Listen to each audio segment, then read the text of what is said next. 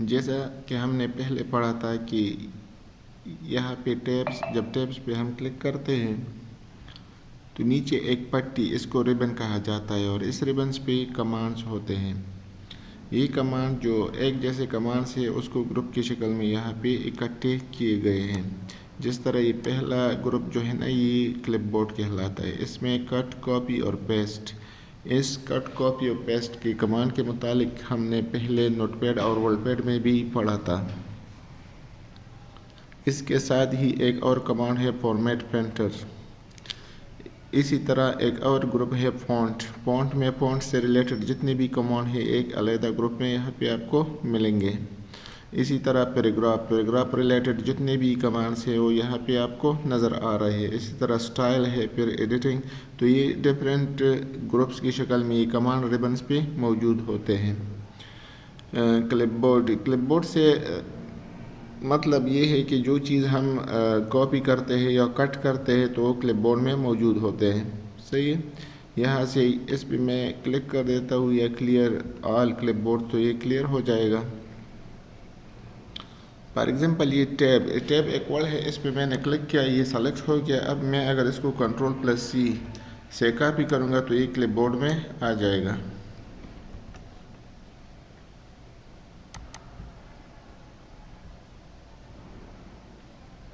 सही है, यह क्लिपबोर्ड में आपको नज़र आ रहा है। इसी तरह कोई और वर्ड क्लिपबोर्ड, फॉर एग्जांपल ये क्लिपबोर्ड वाली वर्ड्स को मैंने क्लिक किया और जब मैं Ctrl+C करूँगा तो ये भी इसी तरह ऑर्डर में ये क्लिपबोर्ड में आपको नज़र आते हैं। जैसा हमने पहले पढ़ा था कि कट और पेस्ट में क्या पढ़ा है, आप ऑलरेडी जानते हैं कि कॉपी, हम किसी चीज़ को एक जगह से कॉपी करके दूसरी जगह पे पेस्ट करते हैं। इसी तरह कोई चीज़ जब हम एक जगह से कट करते हैं और दूसरी जगह पे पेस्ट करते हैं तो कट वाली जगह मतलब जो इसकी ओरिजिनल लोकेशन है वहाँ से ये कट हो जाती है और दूसरी जगह लोकेशन पे पेस्ट हो जाती है।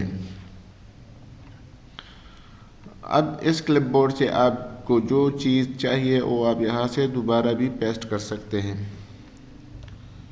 फॉर एग्जांपल मैंने Ctrl+N से एक नया डॉक्यूमेंट्स ओपन किया। अब इस पेस्ट को अगर यहाँ इस पे मैं क्लिक करूँगा तो ये जिस लोकेशन पे आपकी कर्सर है वहाँ पे पेस्ट हो जाएगा। यहाँ पे एक और कमांड है फॉर्मेट पेंटर। फॉर्मेट पेंटर से मतलब ये है कि आपने जो स्टाइल वगैरह टेक्स्ट को दिया है वही ये कॉपी करेगा और दूसरे स्टाइल टेक्स्ट पे आप यही फॉर्मेट अप्लाई कर सकते हैं। इसके लिए आप पहले उस जगह पे क्लिक करें जिसकी स्टाइल आप कॉपी करना चाहते हैं, तो यहाँ पे आप फॉर्मेट पेंटर पे क्लिक करें और फिर जिस टेक्स्ट को आप वही स्टाइल अप्लाई करना चाहते हैं तो वहाँ पे क्लिक करेंगे तो ये वही स्टाइल जो है ना उस पर अप्लाई हो जाएगी। अगर आप ये स्टाइल दोबारा अपने ओरिजिनल हालत में लाना चाहते हैं तो यहाँ पे एक और बटन है क्लियर फॉर्मेट। क्लियर फॉर्मेटिंग पे जब आप क्लिक करेंगे तो ये वापस अपनी असल हालत में आ जाएगा। क्लिपबोर्ड किस तरह आप लॉन्च कर सकते हैं क्लिपबोर्ड वाली बॉक्स को, यहाँ पे एक बटन है इसकी बिल्कुल नीचे वाले कॉर्नर पे, इस पे जब आप क्लिक करेंगे तो ये बॉक्स आपको नज़र आ रहा है। यहाँ क्लियर ऑल पे जब आप क्लिक करेंगे तो क्लिपबोर्ड में जितने भी आइटम्स है वो सारे क्लियर हो जाएगी। इसके बाद फॉन्ट्स से रिलेटेड कुछ कमांड्स हैं।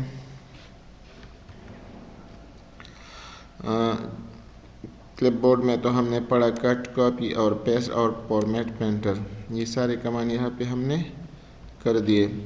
अब फॉन्ट से रिलेटेड जितने भी कमांड है यहाँ से आप फॉन्ट चेंज कर सकते हैं। फॉन्ट साइज़ भी यहाँ से चेंज हो सकती है।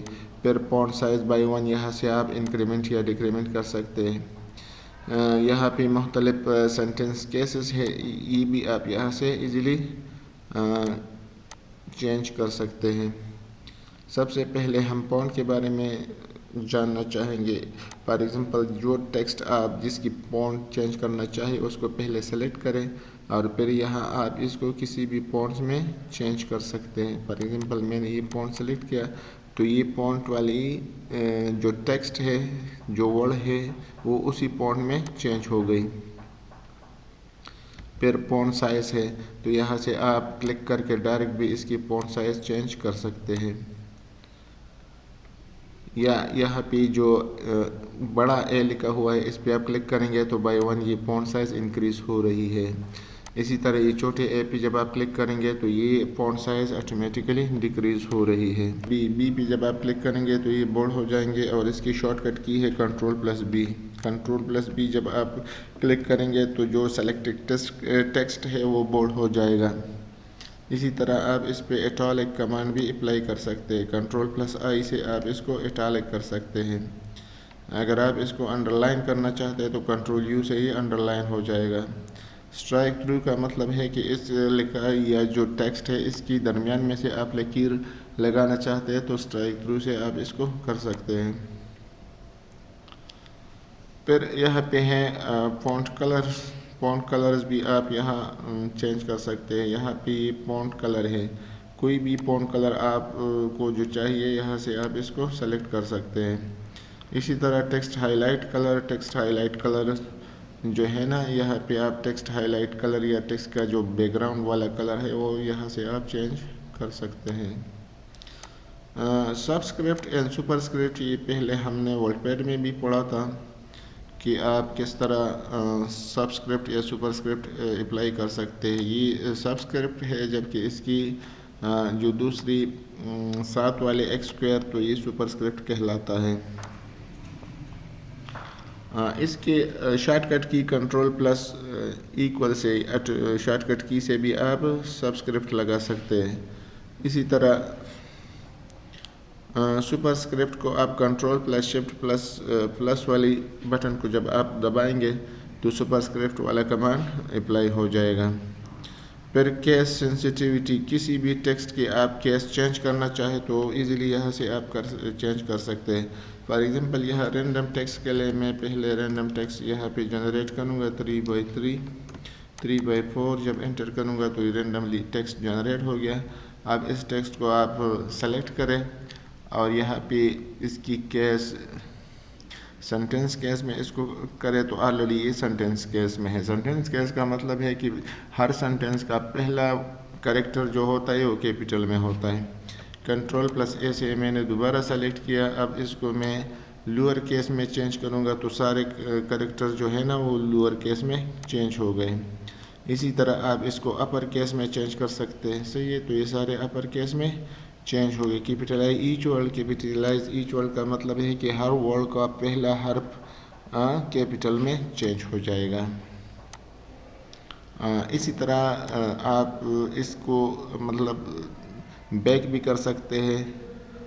यहाँ पे आप क्लिक करें और यहाँ पे टॉगल केस पे जब आप क्लिक करेंगे तो हर वर्ड का पहला हर्फ छोटा होगा और बाकी हर कैपिटल वर्ड में कैरेक्टर्स में लिखा जाएगा।